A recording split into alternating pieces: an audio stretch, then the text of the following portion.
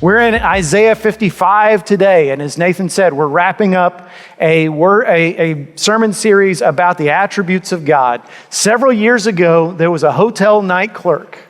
This guy just worked the night shift at a hotel. And he was a Christian. He had an idea for a story that he wanted to write to teach his kids about God's love.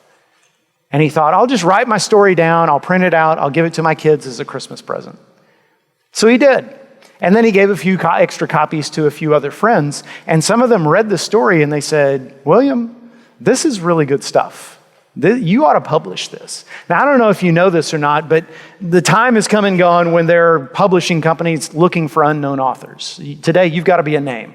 You've got to be somebody who already comes with a certain amount of cachet or you don't get published. So this guy, William Young was his name, decided to self-publish his book, which was a story about a guy who'd experienced a terrible trauma in his life. And then over the course of a weekend, he met with God, the Father, Son, and Holy Spirit in flesh in front of him. And he called his story The Shack. Now, many of you have probably read the book. It sold 10 million copies. It was on the New York Times bestseller list for a year and a half. Made a movie out of it. If you haven't read the book, maybe you've seen the movie. Here's the thing. I read the book. I saw the movie. It's a good story. I found it very moving. William Young would never claim to be William Faulkner. He's not a great man of literature. He's never going to win the Pulitzer Prize. And his book's not a deep work of theology. And yet, it touched so many hearts. Why? I mean, it's a very, very Christian book. It's very much focused on the person of Christ. So how could such a book in such a time as ours make such an impact? And I think it's just an indication that human beings are hungry for God. They're hungry to know Him.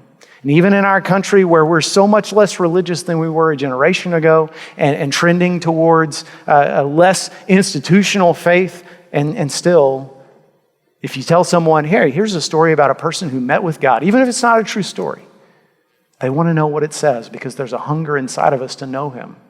And what I want to do today is, as we're ending this series about the attributes of God, and this is what the Bible says, God is like His own word. In His own words, here is what I'm like. I want you to know, if you've been here, if you've heard some of these messages, I'm glad, I'm thankful, but just hearing me preach is not enough.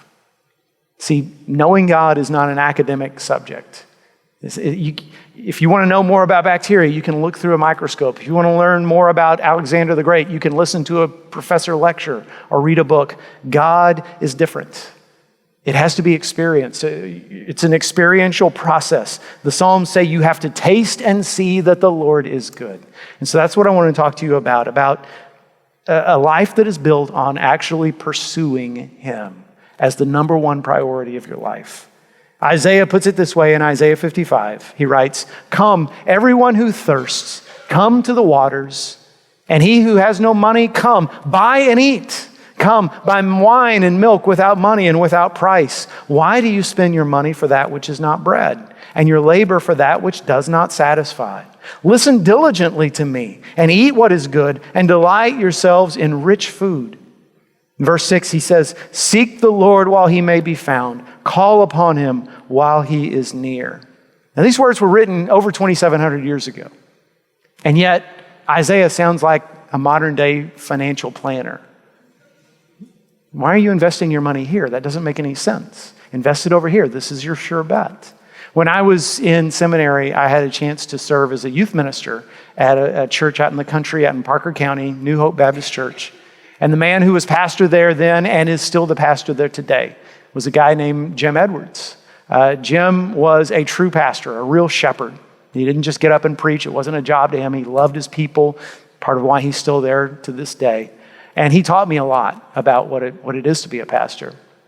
I had a kid in my youth group, and I'll just call him Matt. Matt's parents both had jobs, but they were struggling financially. And Matt came to me and said, "Is there anything the church can do? Because right now we literally don't have any food."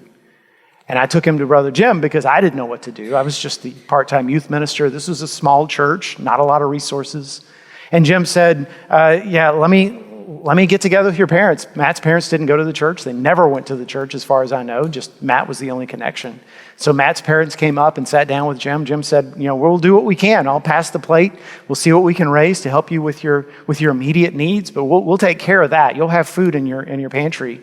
But what I want to do is I want to help you come up with a plan so you're never in this position again. And together they sat down and they walked through, okay, this is how much you make and how much you make, and here's how much you pay for electricity, and here's how much you pay for gas, and here's how much you pay for car note, et cetera, et cetera. And so he made out a budget for them. He even included their cigarettes because they said, I know they're expensive, Jim, but we don't feel like we can quit smoking now. So, okay, let's write that into the budget. Let's just make sure that every month you're able to pay all this off and have a little bit extra. And so they did. He gave them this budget. And a couple months later, he saw Matt at church, and he said, how are your parents doing? And Matt said, oh, we're doing great. He said, in fact, my parents have gotten a little extra money, and it's a good thing because right now, they were telling me the lottery's at $150 million. And so they went out, they bought a whole bunch of tickets because, man, if we get that, we're set. And, Jim just threw up his hands like, what do I need to do? Why are you spending your money on lottery tickets instead of food? Why are you spending your money when chances are you're not going to win? And if you do win, read some of the stories. People who win the lottery almost always end up much less happy than they were before. And this isn't me as a preacher saying it's a sin to play the lottery. I'm not saying that at all. I am saying if you play the lottery and you win, you better tithe, okay? But what I'm really saying is why would you take a chance with what little you have when there's a sure thing over here? And that's what God is saying through the prophet Isaiah. We're gambling our lives on things that don't satisfy. We're spending our money on things that don't fill us when the bread of life is right there for the taking. And I know most of you would stand up and say, Jeff, I'm here on a Sunday morning when I could be on the lake or at home or doing anything else. Doesn't that mean I really am pursuing Christ? And I would say, thank you for being here, but it doesn't mean that. With all due respect, I don't know why you're here. Maybe someone guilted you into coming. Maybe you're here because you think you get points with the big guy upstairs. Maybe you're here out of a sense of guilt. I don't know. Like Teresa's story, you can be somebody who goes to church and not have a relationship with Christ at all. And even more than that, I know, because I know how people are, that there are probably folks in the room, and I don't know who they are, the Holy Spirit does and I don't, but I imagine there are people in this room who would say, yes, I'm a believer in Jesus, and they would mean it, and they were right. But following God is not the most important thing in their lives. They're trusting Jesus to get them to heaven when they die. They're trusting Jesus to forgive their sins and maybe to show up once in a while when they've got a big problem. It's sort of a divine, supernatural consultant, right? But basically their happiness rides on whether they achieve this certain level in their company or whether they get to have these certain bucket list experiences or whether their marriage goes well or their kids turn out great. Their happiness is based on something else. That's what their focus is. And Jesus is just there for the stuff they can't control. And I'm here to tell you, that's not a life that leads to joy. That's not a life that leads to abundance. That's not what Jesus died to give you. He says in verse 6, seek the Lord while he may be found.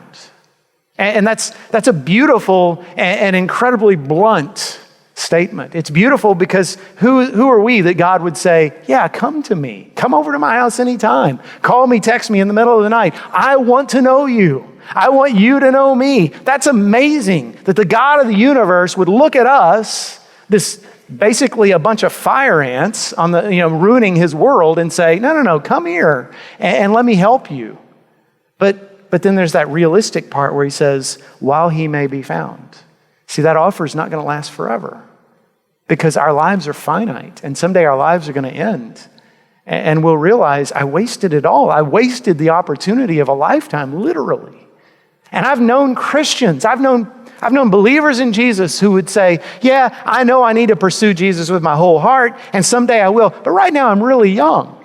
Right now I'm in my teens or my 20s, and someday I'm going to be 40, and I might as well enter the nursing home then. So now is the time for me to really enjoy life and not, I'll get serious about Jesus when I'm old. Or you meet somebody who's in their young adult years and they'll tell you, yeah, I know I need to be more serious about my faith, but right now my kids are little. Right now I'm advancing in my career. Someday I'm going to be more settled and then I'll pursue him. And then you talk to them when they're in their middle years. And they say, yeah, but in the next 10 or 15 years, I want to retire. And I'm trying to set myself up so that my kids don't have to take care of me and I'll be able to enjoy those golden years. And then I'll pursue Christ because I'll have time. Guess what? You talk to them when they're retired and they're saying, yeah, but I've got maybe 10 years before I'm too old to travel, too old to go to my grandkids' baseball games, too old to do all that stuff. So I'm going to focus on that. And then when I can't do any of that anymore, I'm going to get serious about my faith. And every day you spend investing in something else and not prioritizing your walk with the Lord is a day you're going to look back and regret, even if you're saved. You'll stand there in heaven saying, look at all this. Look at what I have now. And I could have had it all along. But I didn't, because I invested in the wrong thing. So, why should we chase after God? Number one, because you were made for it. You were made for this. Genesis 2 tells us that human beings, Adam and Eve, and us, their descendants, we were made in the image of God. Now, theologians argue and debate on exactly what that means. I'll tell you what it doesn't mean. It doesn't mean that up there in the sky, there's an old man that looks a little bit like you. That's not what it means. In the image of God means a lot of things, but I think mainly it means that you and I were created in such a way we're the only beings in the whole creation and all of the universe that can relate personally to God. Your dog does not have a personal relationship with God. Trust me, your dog is a very beautiful creature. I know, a lot of virtue there, but doesn't know God personally. Neither does your cat. I can tell you, your cat does not know the Lord. There's no animal on earth that knows God personally, but you can. That's what you were made for. A.W. Tozer, the old preacher from a previous generation, said it this way. He said, we are called to an everlasting preoccupation with God. That's our destiny. That's what we were made for.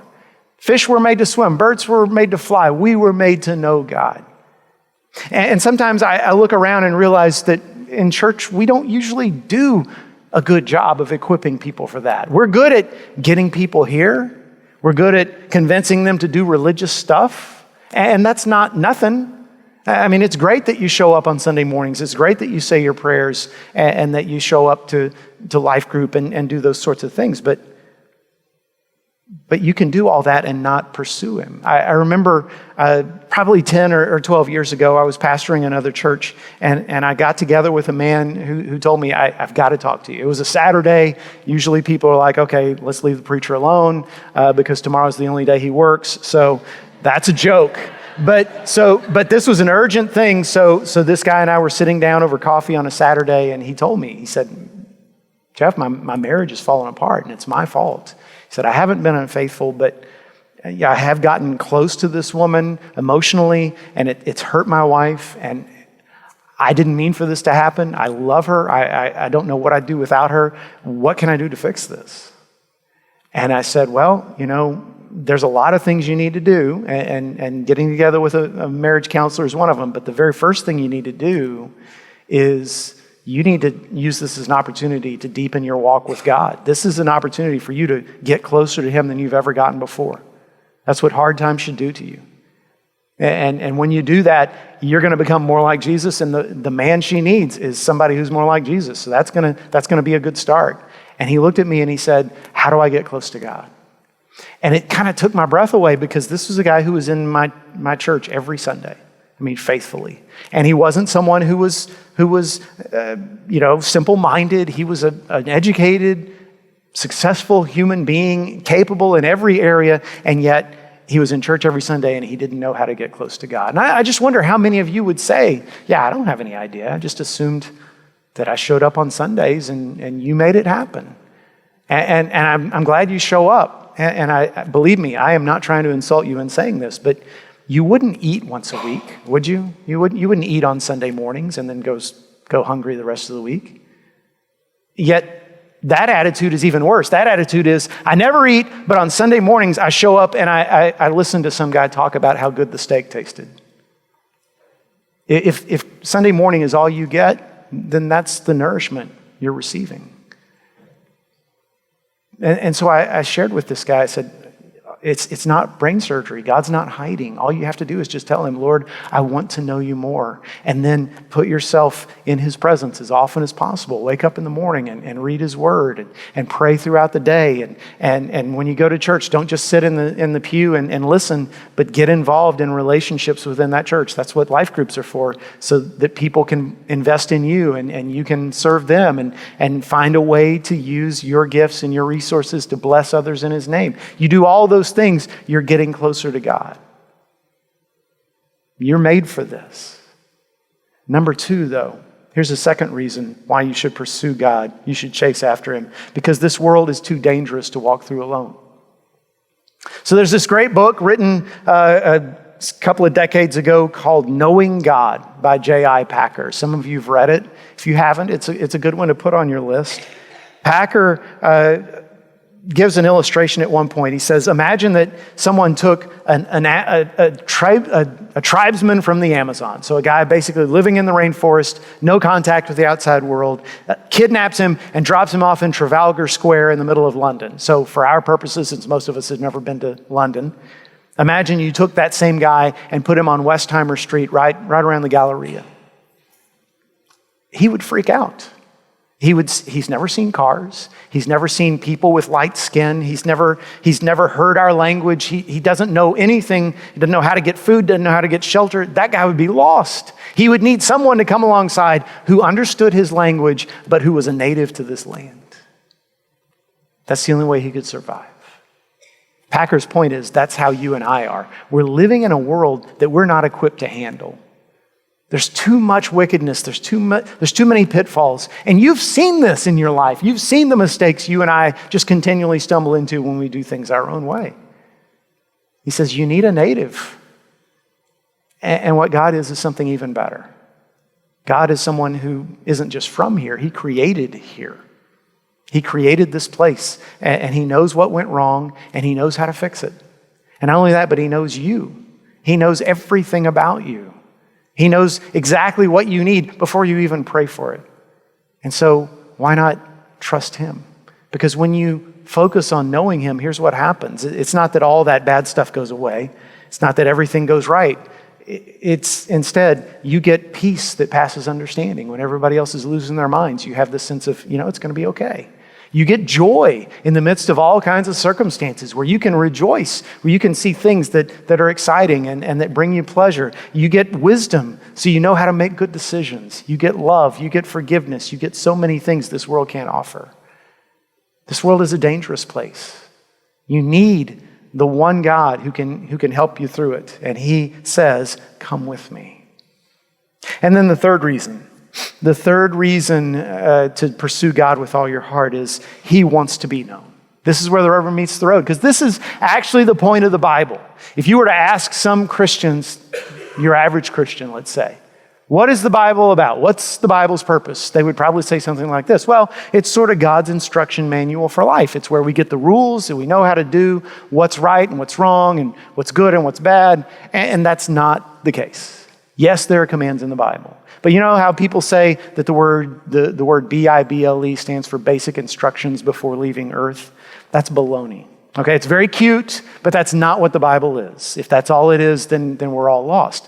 The Bible is more than rules. Yes, the rules exist, and the rules are for your good. But the Bible is actually God's self-revelation to us. It is the autobiography of God. It is God saying, this is who I am, and this is how you can know me. And once you know me, here's what's going to happen in your life, and here's what's going to happen in eternity. It is an incredible gift. And when we read the Bible, we see story after story of human beings, just like you and me, who got that. And here's what happened in their lives as a result. So you go back to the very beginning, the 7th generation from Adam, early in the earth's existence. There's this guy named Enoch.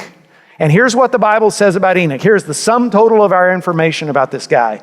Genesis 5:24 says, Enoch walked with God and he was not, because God took him.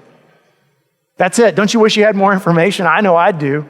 But if you read that chapter, it's one of those, forgive me, if you grew up with the King James Version like I did, it's one of those begat chapters, where so-and-so begat so-and-so begat so-and-so. It's just a list of people. It's one of those chapters which, a lot of us good Christian boys pretend we've read, but we haven't actually read, But when you read that chapter, it talks about person after person, generation after generation, and only Enoch walked with God. This was somebody who really wanted to know the Lord.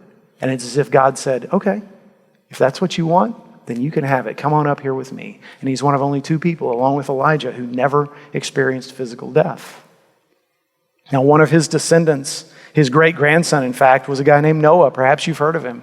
Noah loved God so much, he was so committed to knowing God, that when God looked at a world full of evil and sin and knew, I've got to hit the reset button on this, Noah was the one, he said, I'm going to reset everything through him. You're going to be my focal point. You're going to repopulate the earth, you and your family. And as the generations passed, along came a guy named Jacob.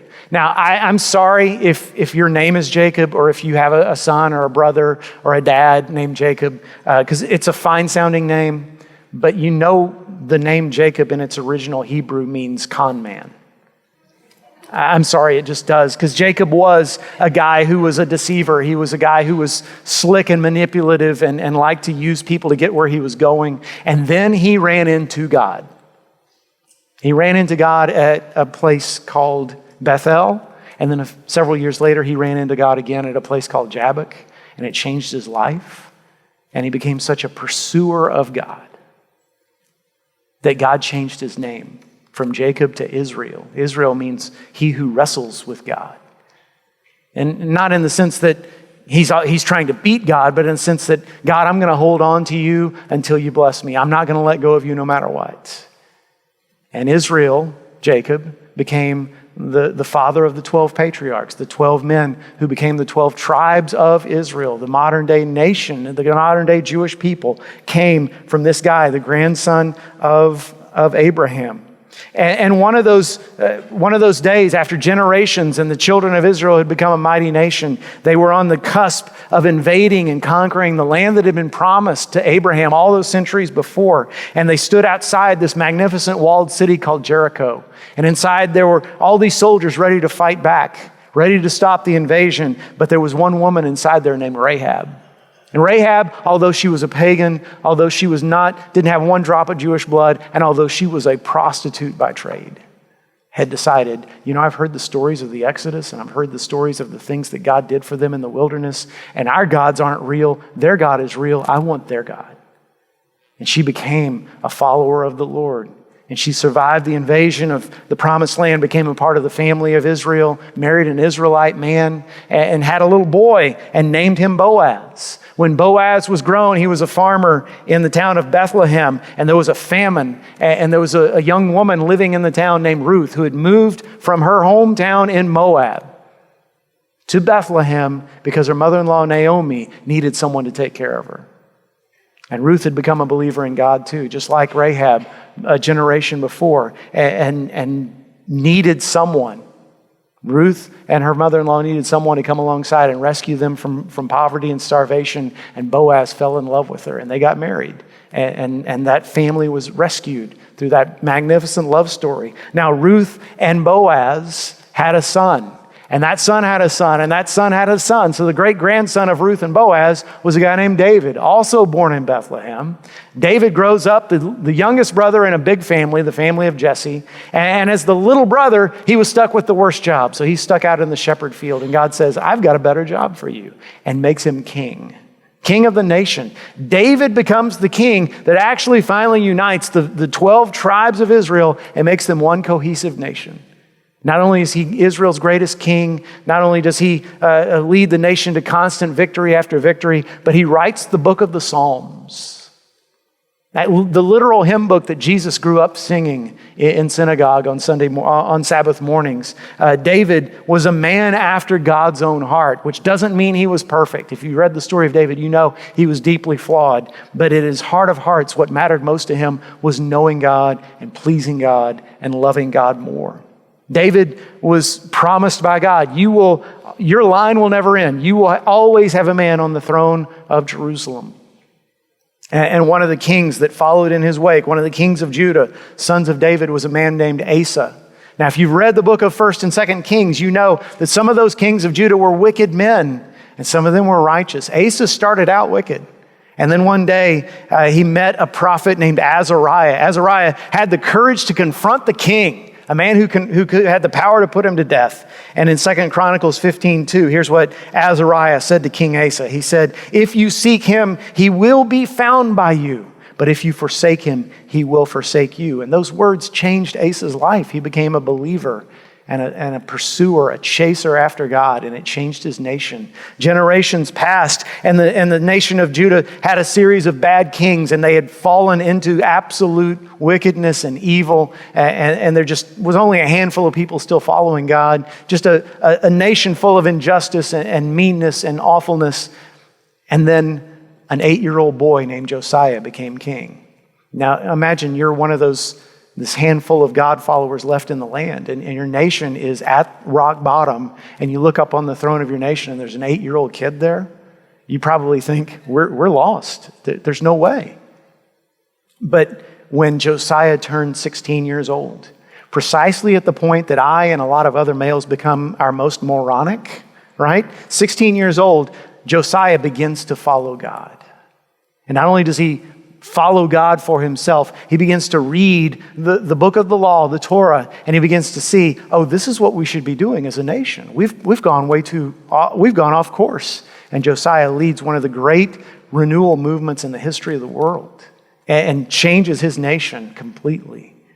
Now, there was a prophet in those days named Jeremiah who lived in the time of Josiah, and we call him the weeping prophet because he foresaw and then saw with his own eyes so many terrible things happen to his people, because he saw that Josiah at the age of only 39 was killed in a battle against the Egyptians. He saw that Josiah's son and then his grandson and all those that came after him were terrible kings who didn't love the Lord. He saw that the people of God who had turned back to God under Josiah, as soon as their king was dead, they went back to their old ways and ignored the Lord. He saw that they were losing their nation. And in fact, Jeremiah was there when Babylon invaded and knocked down the walls of Jerusalem and burned the temple and carried the people off into exile. And Jeremiah wrote them a letter. And this is in Jeremiah 29. Some of you know these words.